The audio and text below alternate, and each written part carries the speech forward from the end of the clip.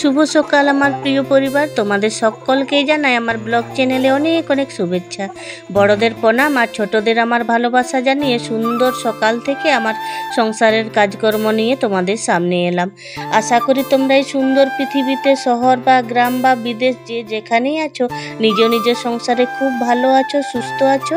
আশা করি তোমরা ভিডিওটি সম্পূর্ণ দেখার পর তোমাদের ভালো লাগবে। আর আমার সম্পূর্ণ ভিডিও দেখার পর তোমাদের মনের কোনায় যদি একটু জায়গা করে নিতে পারি তাহলে আমার প্রিয় বন্ধুরা লাইক কমেন্ট শেয়ার করতে ভুলো না। তোমাদের একটা লাইক আর তোমাদের সুন্দর সুন্দর কমেন্ট আমাকে পরবর্তী ভিডিও তৈরি করার জন্য অনেক উৎসাহ প্রদান করে। এবার দেখো আমি পায়রা মুরগিকে খাবার দিয়ে ঘরটাকে ঝাড় দিয়ে বের করলাম, তোমরা তো দেখলেই।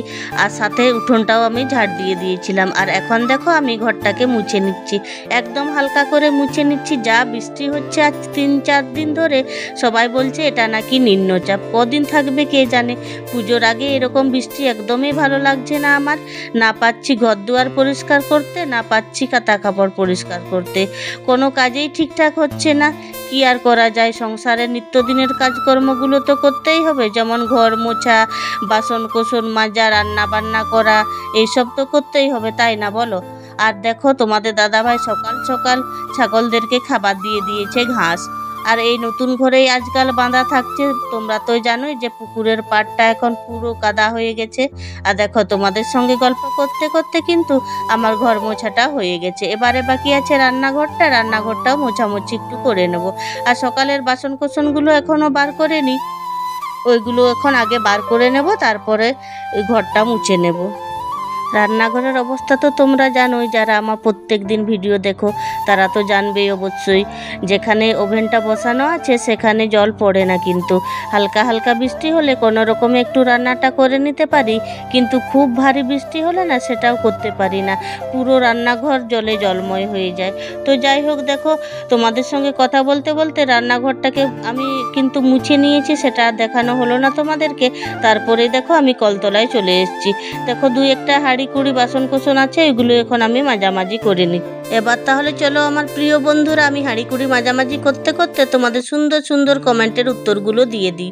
প্রথম কমেন্টটি করেছে এক বোন, তার নাম হলো সাথী। সে আমাকে বলেছিল দিদি ভাই তোমার ভিডিওতে আমার নামটা নিও। এই তো সাথী বোন, আমার ভিডিওতে তোমার নামটা নিয়ে নিলাম। তুমি খুব ভালো থেকো, সুস্থ থেকো। আর বোন কিন্তু আমার ভিডিও মেদিনীপুর শহর থেকে দেখে। আর দ্বিতীয় কমেন্টটি করেছে বুলটি যাদব, গুজরাট থেকে। সে বলেছে দিদি ভাই আমি যদি হিন্দিতে কমেন্ট করি তাহলে কি তুমি বুঝতে পারবে? হ্যাঁ গো বোন, তুমি হিন্দিতেও কমেন্ট করতে পারো। হিন্দিতে উত্তর দিতে না পারলেও তোমার কমেন্টগুলো পড়ে পড়ে বাংলায় উত্তর দেওয়ার চেষ্টা করব। শুভ দুপুর বন্ধুরা, নমস্কার। আমি কিন্তু তোমাদের সামনে অনেকক্ষণ পর আসলাম স্নান করে। দেখো স্নান আমার হয়ে গেছে, আর এখন আমি ভাত বসাবো। ছেলে মেয়েরা চলে আসবে এখন 2-2:30টার মতন বাজে, তাহলে আমি রান্নাটা বসিয়ে দিই। চলো দেখো তো জামা প্যান্টগুলো গতকালের কোথায় মেলে রেখেছি। এই যে এইখানে কিছু মেলে রেখেছি, এগুলো হলো গতকালকের জামা প্যান্ট। আর আজকে এখন যে স্নান করার সময় কাচাকাচি করলাম ওইগুলো এখনো মেলার জায়গা পাইনি, ওই যে এখনো পড়ে আছে। আর ফাঁকের চালার দিকেও ভরে আছে এখনো। গতকালকের জামা প্যান্টগুলো আছে, ছেলে মেয়ের বেডশিট সমস্ত কিছু এখনো আছে, ওইগুলো একটাও শোকায়নি। আর এইগুলো যে এখন কোথায় মেলবো তার জায়গা আমি একদমই খুঁজে পাচ্ছি না। এখন আমি এই ভিজে নাইটিগুলোকে চলো বাইরের দিকে খামারে মেলে দিই। একটু আগে বৃষ্টি হচ্ছিল বলে মেলামেলিটা আর করে দিতে পারিনি। আর তোমাদের দাদাভাই ভিডিও করছে তো এই জন্য একটু নড়াচড়া হচ্ছে। তোমাদের দাদাভাই না এখনও শিখে উঠতে পারলো না ভিডিও করতে। আর দেখো এখনও সখীকে আর তার ছেলেকে কিন্তু গোয়ালে তুলে দেয়নি। কিছুক্ষণ পরে তোমাদের দাদাভাই অবশ্য গোয়ালে তুলে দিবে। একবার খাবারটা দিয়ে দিয়েছে বাইরে। কি বলো তো বন্ধুরা, 3-4 দিন ধরে যা বৃষ্টি হচ্ছিল না একই রকমভাবে গোয়ালেই বাঁধা ছিল। আর ওদেরও কিন্তু গোয়ালে সারাক্ষণ থাকতে ইচ্ছে করে না, তাই তোমাদের দাদাভাই বলছে এখন তো বৃষ্টি হচ্ছে না, একটু পরে না হয় তুলে দেব। দেখো চারদিকে সব ভিজে জিনিসগুলো মেলা আছে, একটাও শুকোয়নি, কিন্তু সব আধ শুকনো হয়ে আছে।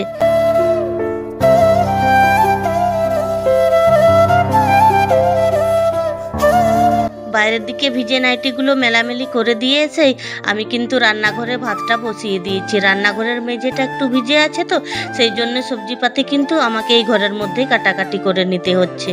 একটু আগে হালকা পাতলা বৃষ্টি হলো তো, তাই আবার রান্নাঘরটার মেঝেটা ভিজে গেল।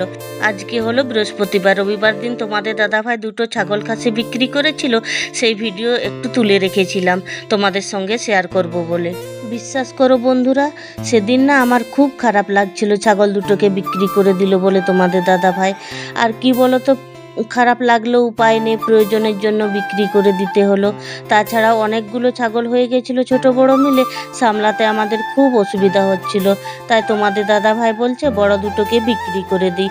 প্রায় 1 বছরের থেকে বেশি বয়স হয়ে গেছিলো ওদের। আর যারা ছাগল ব্যবসা করে না, এখন থেকে গ্রাম গ্রাম ঘুরে ঘুরে ছাগল কিন্তু সংগ্রহ করে রাখে পুজোর কটা দিন মাংসের চাহিদা মেটানোর জন্য। আর পাড়া গ্রামের বাজারে তো তোমরা জানোই, সপ্তাহে মনে হয় একদিন মাত্র ছাগল কাটা হয়।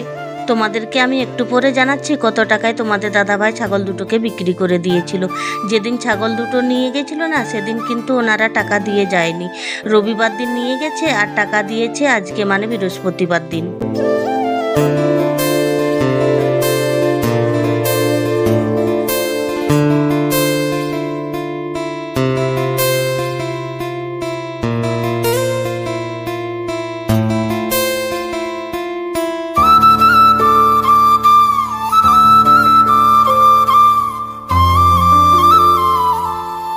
এদিকে আমি তোমাদের সঙ্গে ছাগল বিক্রি করার ভিডিওটা শেয়ার করতে করতে সবজি কাটাকাটি করে নিয়ে তরকারিটা বসিয়ে দিয়েছি। 5 মেশালি সবজি রান্না করছি বন্ধুরা। আলু, ঝিঙে, ভেন্ডি, কাঁচকলা, টমেটো দিয়ে একটা ঝাল হবে, আর সাথে পটল ভাজা করব আর ডাল করব টমেটো দিয়ে।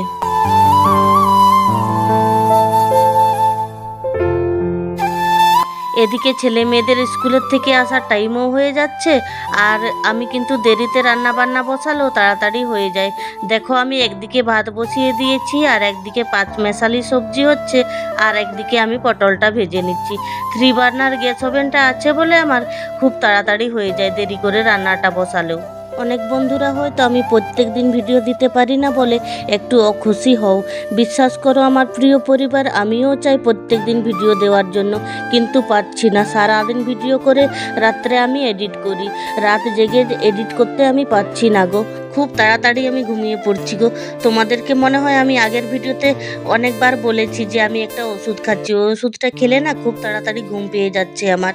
তো যাই হোক, তোমাদেরকে ভিডিও আমি কখন ছাড়ি কোনোদিন আমি বলিনি, বা নির্দিষ্ট টাইমে ভিডিও কিন্তু আমি ছাড়তাম না। এবার থেকে আমি নির্দিষ্ট টাইমে ভিডিও দেওয়ার চেষ্টা করব। টাইমটা একটু জানিয়ে দিই, বেলা 12টা, না হলে 5:30 থেকে 6টা, এই দুটো টাইমের মধ্যে আমি ভিডিও দেওয়ার চেষ্টা করব। আশা করি তোমরা তোমাদের টাইম মতো একটু দেখে নেবে। আমার এই রান্নাঘরটাতে জল পড়লেও রান্না করতে কিন্তু বেশ ভালোই লাগছে। রং করে নেওয়ার পর ঘরটা যেন নতুনের মতো লাগছে। এই রকম পরিষ্কার পরিচ্ছন্ন রান্নাঘরে রান্না করতে সবাইকেই ভালো লাগে। আমি ঠিক বলছি তো? আমাকে তোমরা কিন্তু কমেন্ট করে জানিও। বিশেষ টাকা কিন্তু আমি খরচ করে নিই এই রান্নাঘরের পেছনে। শুধুমাত্র 4 কিলো চুন এনেছিল, ঠিকঠাক করে আমি বলতে পারছি না 4 কিলো ছিল না ক কিলো ছিল চুনের প্যাকেটটা, আর দামটাও আমি বলতে পারছি না। আর সাথে 3টে রঙের ছোট ছোট বোতল এনেছিল, সেই দামটা নিয়েছিল 55 টাকা করে লেখা ছিল, কিন্তু দাম নিয়েছিল 50 টাকা। আর আমার পরিশ্রম দিয়ে তো আমি রান্নাঘরটাকে সাজিয়েছি, তোমরা তো দেখেইছো ভিডিওর মধ্যে, সেটা আমি তোমাদের সঙ্গে শেয়ার করেইছি। তোমাদের সাথে কথা বলতে বলতে আমি রান্না বান্না শেষ করেছি কিছুক্ষণ আগে। অফ ক্যামেরায় তোমাদের দাদাভাইকে খাবারটাও আমি দিয়ে দিয়েছিলাম, আর তোমাদের দাদাভাই কিন্তু খেয়েও নিয়েছে। আমি অপেক্ষা করছিলাম ছেলে মেয়ের জন্য, দুজনেই তো স্কুল থেকে চলে আসলো, তোমরা দেখলে। ছেলে বলছে মা আমি এখন ভাত খাবো না, আমি তো স্কুলে খেয়েছি, আমি একটু পরে খাবো। তাই দেখো আমি দুজনের জন্য ভাত বেড়ে নিয়েছি, মেয়ের জন্য আর আমার জন্য। দেখো মা মেয়ে দুজনে মিলে ভাত খাওয়া দাওয়া করে নিচ্ছি। তোমাদের দাদাভাই খাওয়া দাওয়া করে একটু ঘুমোচ্ছে। যেই ছেলে দেখেছে যে ওর বাবা ঘুমোচ্ছে, অমনি ওর ফোনটা নিয়ে ঘাটাঘাটি করতে শুরু করে দিয়েছে। আমি প্রত্যেক দিনে ছেলে মেয়েদেরকে 2-5 টাকা করে দিই, বলি টিফিনে কিছু খেয়ে নিবি। ছেলে কিন্তু স্কুলে ভাতও খায়, আবার ফেরার সময় কিছু না কিছু নিয়েই ফেরে। কিন্তু মেয়ে বলে মা আমাকে একদমই খেতে ইচ্ছে করে না, যেদিন খুব খিদে পায় ওর সেদিন কিছু কিনে খায়, না হলে যেমনকার পয়সা তেমন কিন্তু ফেরত নিয়ে চলে আসে। তো যাই হোক বন্ধুরা, দেখো খাওয়া দাওয়া করে বাসন কোসন মাঝামাঝি করে নিয়েছি। কিছুক্ষণ পরে দেখো কারেন্টের মিস্ত্রি চলে এসছে, আর তোমাদের দাদাভাই কিন্তু কারেন্টের মিস্ত্রিকে ফোন করে ডেকেছে। 2-3 দিন ধরে আমাদের এই ঘরে কিন্তু কারেন্ট ছিল না, কি একটা খারাপ হয়ে গেছে বলছে। এই 2-3 দিন ধরে যা আমাদের কষ্ট হলো সে কি আর বলবো তোমাদের। কারেন্ট না থাকলে যা হয়। যাক, আজকে একটু শান্তির নিঃশ্বাস নিতে পারছি কারেন্টটা আজকে সারানো হচ্ছে বলে। মিস্ত্রি ভাইটা ঘর গেল, কি একটা যন্ত্রপাতি নিয়ে আসতে ভুলে গেছে। কি যন্ত্রের নাম বললো বাবা আমি ঠিক এই মুহূর্তে মনে করতে পারছি না। সে যাই হোক, এখন দেখো আমি নাইটিগুলোকে চালার মধ্যে তুলে দিচ্ছি। আর দুটো বেডশিট শুকিয়ে গেছে, ওইগুলোকে কিন্তু আমি তুলে নিয়েছি।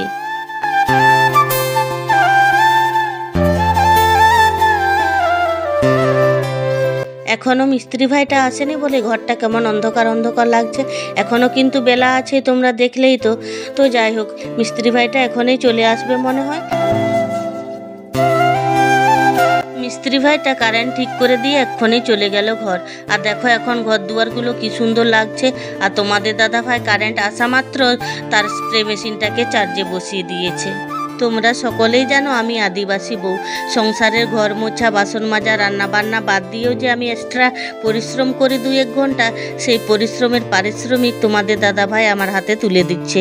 মানে সে 2-1 ঘন্টা যে ছাগল চড়াতাম, আজকে তো তোমাদের দাদাভাই ছাগল বিক্রি করার টাকা নিয়ে এসছে, সেই টাকাটাই আমার হাতে তুলে দিচ্ছে। তোমাদের দাদাভাই 2টো ছাগল বিক্রি করেছে 19,800 টাকায়। ছাগলের পেছনে যে শুধু আমি এই পরিশ্রম করি সেটা কিন্তু একদমই নয়। এখানে দুজনের পরিশ্রম কিন্তু সমানভাবে জড়িয়ে আছে।